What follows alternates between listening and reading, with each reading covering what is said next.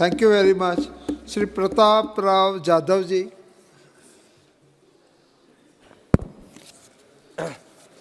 धन्यवाद अध्यक्ष जी।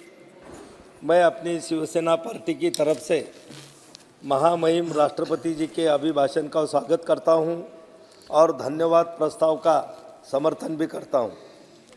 अध्यक्ष जी, हमारे हिंदू हृदय सम्राट स्वर्गीय बाला साहेब ठाकरे जी का सपना था कि दुनिया में हिंदुओं की भी अपनी पहचान हो। अध्यक्ष जी, देश के प्रधानमंत्री माननीय श्री नरेंद्र मोदी जी के नेतृत्व में केंद्र में एनडीए सरकार ने पूरे विश्व को एहसास दिला है कि भारत भी हिंदुओं का देश है।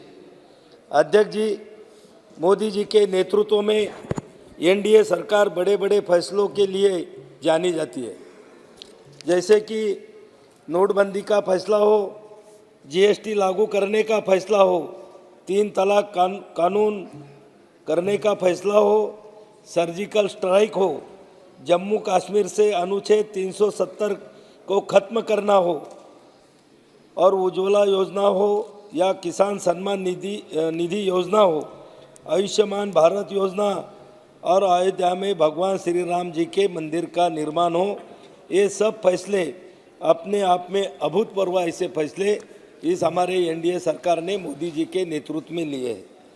अध्यक्ष जी, डीबीटी जैसा कानून लागू करके पूरे देश में जो बिचौलिए थे, जबकि कांग्रेस की राज में कहा जाता था कि हम दिल्ली से 100 रुपये भेज रहे हैं तो 15 रुपये ही नीचे आदमी के हाथ में जा रही है, 85 रुपये का भ्रष्टाचार बीच में हो रहा है। डीबीटी के माध्यम से सब ये बिचौलिए खत्म हुए और भ्रष्टाचार भी लगभग खत्म हो गया। अध्यक्ष जी, नोटबंदी ने आतंकवाद, विशेषकर पाकिस्तान द्वारा फैलाया गया आतंकवाद की कमर तोड़कर रख दी है। जीएसटी के लागू होने से टैक्स चोरी में कमी आई है। 3 तलाक कानून को लागू करने से मुस्लिम बहनों में सुरक्षा की भावना बढ़ी है। सर्जिकल स्ट्राइक से दुश्मन देश के हौसले पस्त हुए हैं। अनुच्छेद 370 को खत्म करने से जम्मू कश्मीर की जनता को देश के मुख्य धारा से जोड़ा गया है।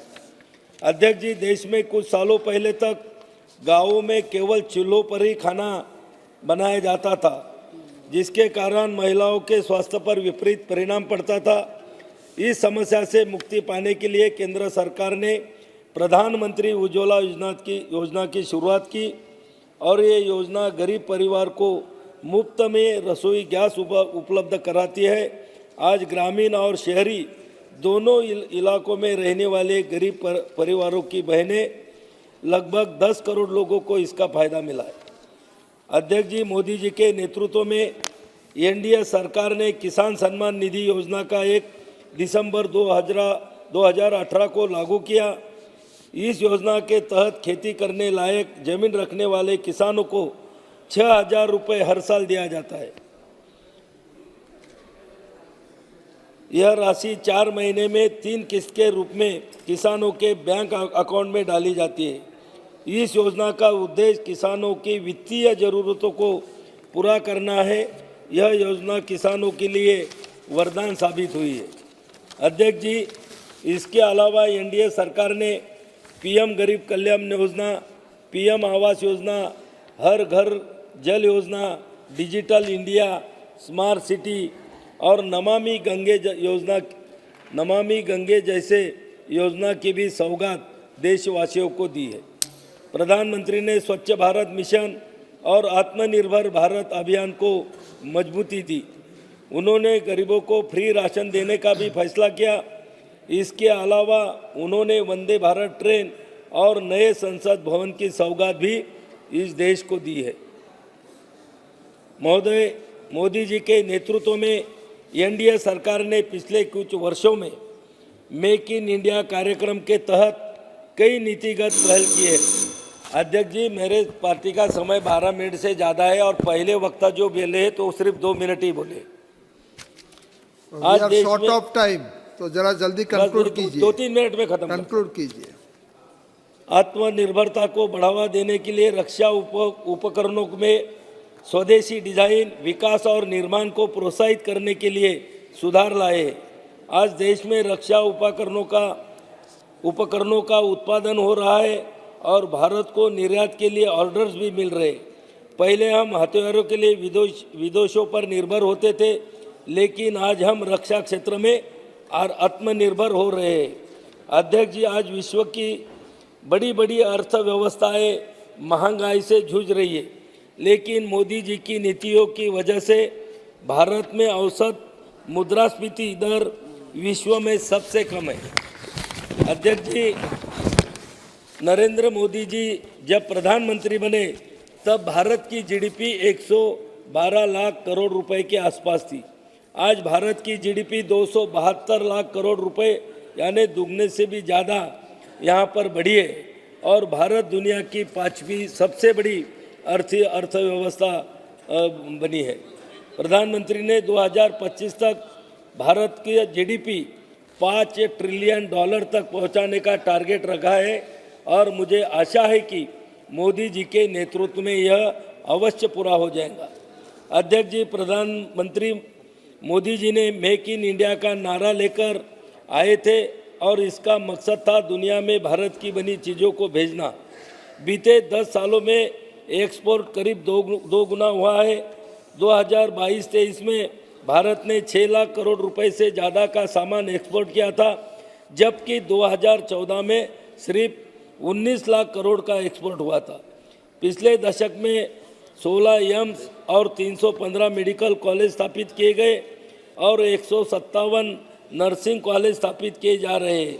सोलर एनर्जी क्षेत्र में अभूतपूर्व कार्य हुआ है और विश्व में हम सोलर में 5वें नंबर पे। अध्यक्ष महोदय, 1 मिनट से समाप्त कीजिए। अध्यक्ष महोदय, नारी शक्ति के माध्यम से नारी का सम्मान बढ़ाने के लिए माननीय नरेंद्र मोदी जी ने महिलाओं के स्वयं सहायता समूह को बहुत बड़ा काम उनके लिए किया है। आज हमारे देश में 10 करोड़ से ज़्यादा महिलाएं इस स्वयं सहायता समूह से जुड़ी है और आज इन्हीं समूहों को 8 लाख करोड़ रुपए के बैंक ऋण और 40,000 करोड़ रुपए की वित्तीय सहायता दी गई है। अब तक 1 करोड़ महिलाएं लखपति बन चुकी है और आने वाले वर्ष में हमारे प्रधानमंत्री का लक्ष्य 3 करोड़ से भी ज़्यादा महिलाओं को लखपति बनाना है। प्रधानमंत्री जी द्वारा जैसे कि मैंने एक यहाँ बताना चाहूँगा कि ये महिलाओं की जो दिक्कत है कि उनकी मार्केटिंग की व्यवस्था नहीं है, तो अपने सरकार से पहल होनी चाहिए कि उनके मार्केटिंग के लिए उनके जगह जगह तहसील लेवल पे, ब्लॉक लेवल पे उनके शॉप बनना चाहिए, जहाँ से ये महिलाएं अपनी निर्मित वस्तुओं को हर दिन वहाँ पर बेच सके और अपना मार्केटिंग सही ढंग से वहाँ पर कर सके। अध्यक्ष जी, प्लीज समाप्त कीजिए। बस एक वाक्य। गरीब किसानों के हित में सरकार द्वारा उठाए गए कदमों के मैं हृदय से यहाँ पर